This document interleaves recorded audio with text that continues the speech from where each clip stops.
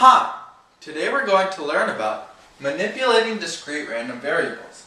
So let's say we're given mu of x is equal to 15 and the standard deviation of x is equal to 7. And we're also given y is equal to 4x plus 7.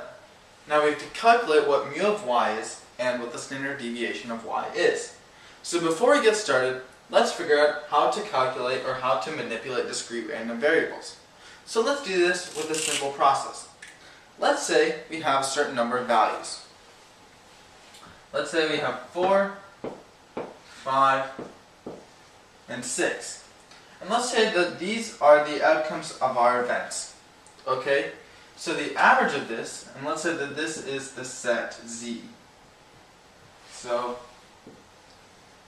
this is the set Z. Okay. Z. Okay. So mu of Z, mu of Z would be, whoops, I cannot write. I apologize. So mu of Z would be equal to 4 plus 5 plus 6 divided by 3, which would result in 5. So 4 plus 5 plus 6 is 15, divided by 3 is 5. So this is just the average. The standard deviation of Z, and we can calculate this out. So let's calculate the standard deviation of Z. So this would be equal to the square root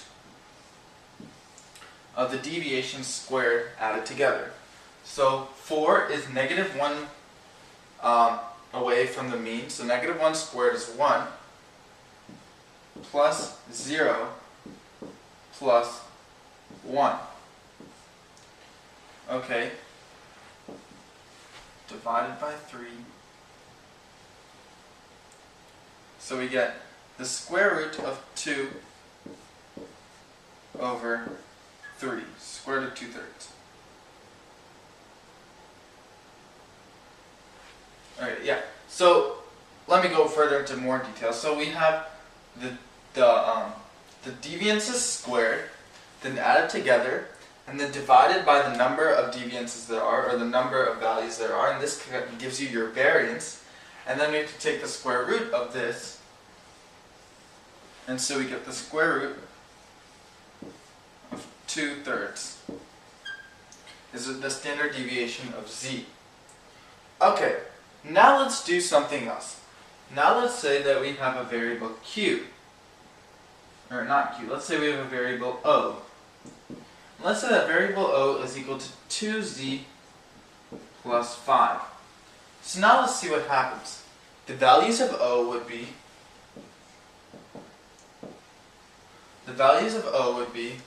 4 times 2 is 8, plus 5 is 13. 5 times 2 is 10, plus 5 is 15.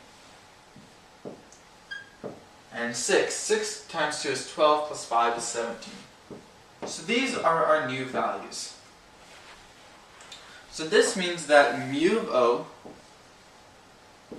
O is equal to 15, and the standard deviation of O, which you can calculate by yourself, but the standard deviation of O would be equal to 2 square root 2/3. And you can calculate this out yourself on a calculator or by hand.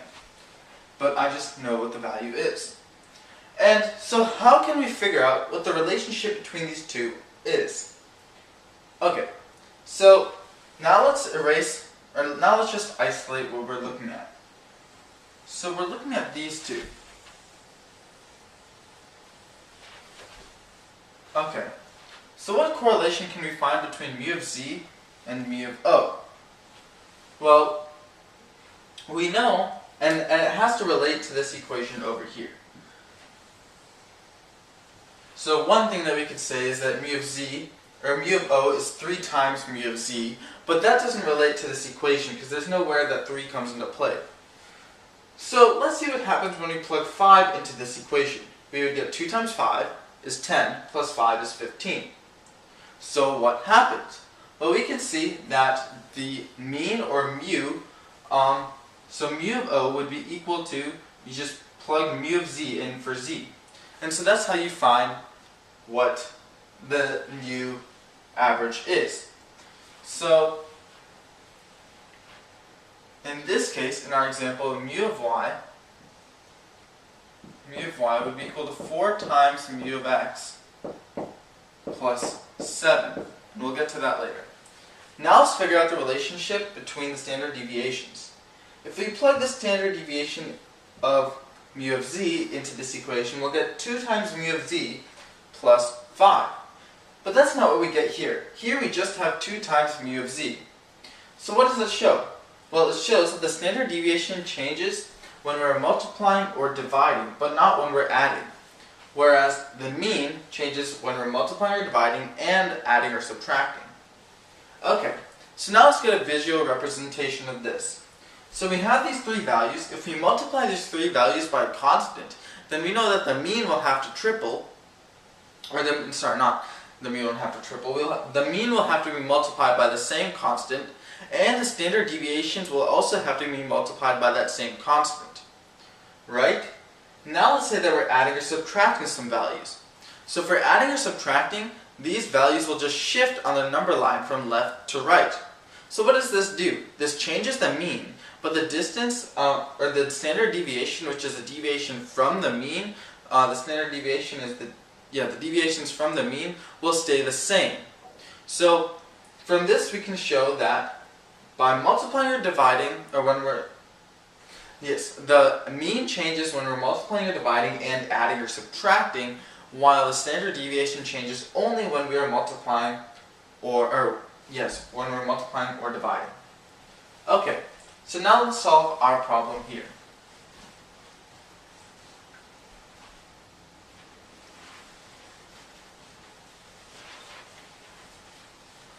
Okay, so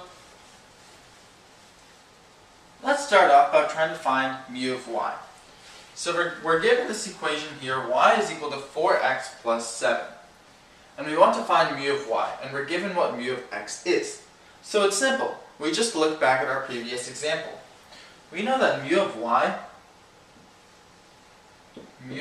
would be equal to 4 times mu of x plus 7. 4 times mu of x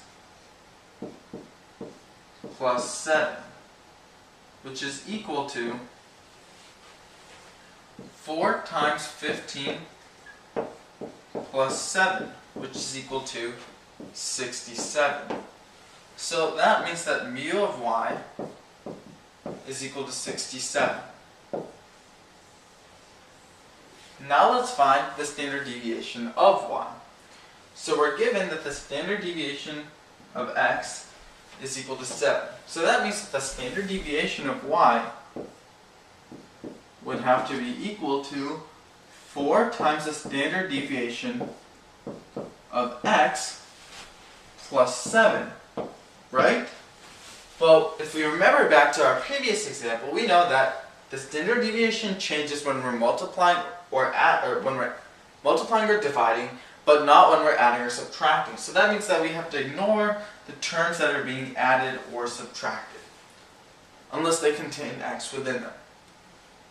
Okay, so the standard deviation of y, this should say y, is equal to 4 times the standard deviation of x, which would be equal to 28, which is 4 times 7. So the answer to the second part of the problem is the standard deviation of y is equal to 28.